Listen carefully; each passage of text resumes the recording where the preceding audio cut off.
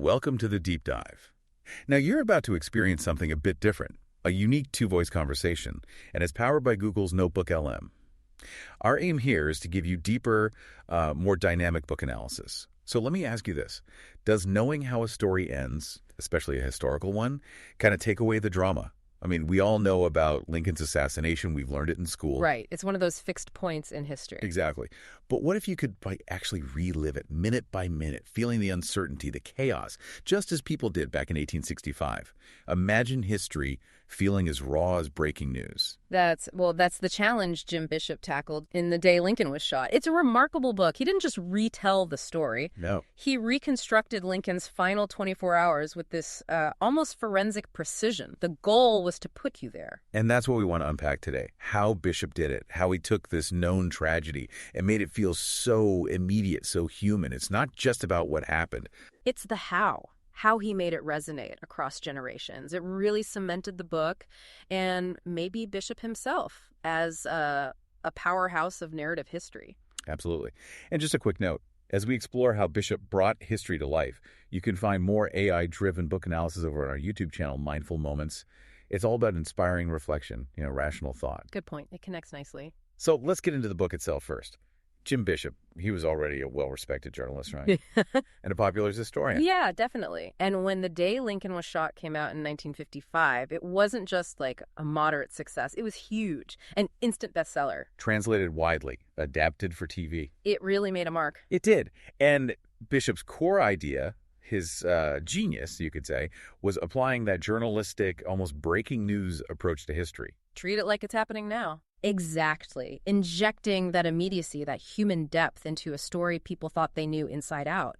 His mission really was to show that understanding the context, the people involved, reveals the profound impact of the assassination on America's identity, not just dry facts. And the book really explores some heavy themes, doesn't it? Fate, politics, ambition. Well, absolutely. The vulnerability of leaders. I mean, Lincoln at that moment, the psychology of both Lincoln and Booth. Bishop digs into that. He really tries to get inside their heads, it feels like. Yeah. And the chaos. Yeah. The sheer confusion of it all. Yes, the confusion of a major historical turning point. And ultimately, you see Lincoln's transformation from this controversial leader, wartime president. Right. Not universally loved at the time. Not at all. Into this national martyr figure, almost mythical. So how did he structure it to create that feeling? Well, the structure is key. It's incredibly strict chronologically, hour by hour, literally, from 7 a.m. on April 14th, 1865, to Lincoln's death at 7:22 the next morning. That minute-by-minute pacing creates this relentless, almost real-time feeling. But it's not just a timeline, is it? I remember there being more depth. No, you're right. He cleverly weaves in flashbacks, contextual chapters, so you get the backstory on Booth, the other conspirators, the political climate. Right, filling in the gaps. Yeah, and his research was just exhaustive. Eyewitness accounts, official records, newspapers from the time. But he also adds, the texture of 1865 Washington, the social details, the cultural feel. The city itself becomes a character. That makes sense. And Bishop himself had a quote about writing history, didn't he? Something about suspicion. He did, yes. He said, "What makes a good writer of history is a guy who is suspicious." He believed that suspicion marked the difference between writing honest history and just writing a good story.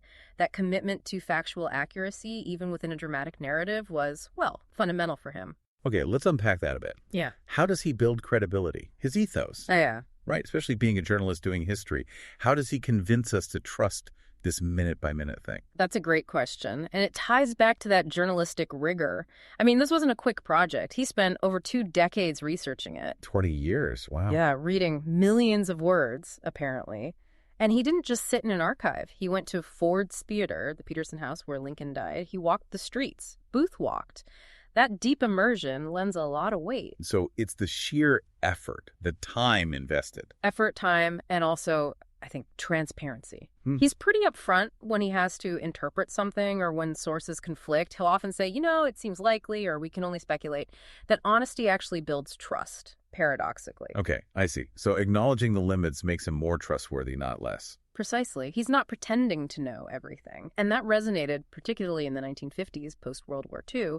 People were interested in American history, leadership, but maybe wanted something more human than just dates and battles. So the timing was right. The occasion. I think so, yeah. The book met a need for a more dramatic, humanized account. It tapped into how America was thinking about its past and its identity at that moment. Bishop saw Lincoln's death not just as history, but as this, foundational national trauma. Okay, but here's the thing that really gets me. How does he make it feel tense? The emotional side, the pathos. We know Lincoln dies. How does he build suspense? That's where his skill as a writer really comes through. It's about shifting the focus. Since you know what happens, the tension comes from how it happens, moment by moment. Okay. He uses incredibly vivid details, sensory stuff, what Washington looked like, sounded like, even smelled like, maybe. Puts you right there. Immersive. Very. And he dramatizes the emotions, Lincoln's weariness, but also his hope, Booth's fanaticism and desperation, the fear of the other potential victims. You feel their hopes and fears. Right, you connect with the people. Exactly. And that relentless pacing, that minute-by-minute countdown, it creates this feeling of dread, of inevitability. You know it's coming, but watching it unfold step by step is agonizing. So the suspense isn't if, but when and how. Precisely. He also taps into empathy powerfully. The grief of Mary Lincoln, the shock of the cabinet members, the panic in the city. He makes the national tragedy feel personal. And he does it all in this clear, accessible language. No dense academic prose, it's written for everyone. That makes sense. Oh. Okay, so he builds trust, he pulls us in emotionally. What about the logic, the logos? How does he organize all this detail so it makes sense and drives the story instead of just being, a pile of facts? The main logical structure is, again, that chronology. The hour-by-hour progression provides a clear, linear framework. It feels logical because it mirrors time itself. Simple but effective. Very. But he also provides the logical context, explaining Booth's motives, the wider conspiracy. The plan was bigger than just Lincoln, remember? Right, the attacks on Seward and Johnson that mostly failed. Exactly. He explains that broader context, showing it wasn't just one lone mad actor, even if Booth pulled the trigger. And logically, he addresses conflicting accounts. He'll compare sources, point out discrepancies. That reinforces the idea that this is a reasoned reconstruction, not just speculation. And his writing style helps there, too. Definitely. Clear, direct sentences. He varies the length to keep the pace up. The tone is serious, respectful, but always charged with suspense. And he uses rhetorical devices smartly, like the terrible irony of Lincoln being killed right at the moment of Union victory. Yeah, the timing is just brutal. And the juxtaposition, constantly cutting between Lincoln's last day cabinet meetings, time with his son, looking forward to peace, and Booth's frantic preparations, hope versus doom. It really paints a picture. So stepping back, what's the lasting impact? Why does this book still matter? Well, connecting it all, I think Bishop absolutely succeeded in making that day immediate and compelling. The proof is its enduring popularity, right? It's still widely read. True, it's a classic of the genre. Its strengths are clear. The immersive storytelling, the deep research, the accessibility. It kind of set a template for popular narrative history. Are there weaknesses? Maybe. Some criticized moments where he speculates on inner thoughts. Right, the he must have felt kind of thing. Yeah, though, as we said, he usually signals that. But overall, its relevance today, I think, lies in how it shows history as a human story. It reminds us about leadership under pressure, about national trauma, the impact of political violence. Those themes are, sadly, still very relevant. It makes history feel less like statues and dates and more about real people in extraordinary, often terrible circumstances. Exactly. The day Lincoln was shot is just a powerful example of how great storytelling, grounded in solid research, can illuminate a pivotal moment and its echoes through time. It's really a testament to the power of narrative. A powerful testament indeed. And, if you find this kind of analysis interesting, digging into how stories are told and what they mean, definitely check out Mindful Moments on YouTube and, of course, our podcasts for more. Yeah, we try to bring this approach to lots of different books and ideas. So here's something to think about after listening to this. How do those personal stories within huge historical events, like Lincoln's assassination, actually reveal bigger truths? Universal things about, human nature or the forces that shape nations? That's a great question to ponder. We really encourage you to subscribe to The Deep Dive if you haven't already. Share this conversation if you found it insightful. And consider picking up The Day Lincoln Was Shot. There's usually a link in the description if you want to experience Bishop's work yourself.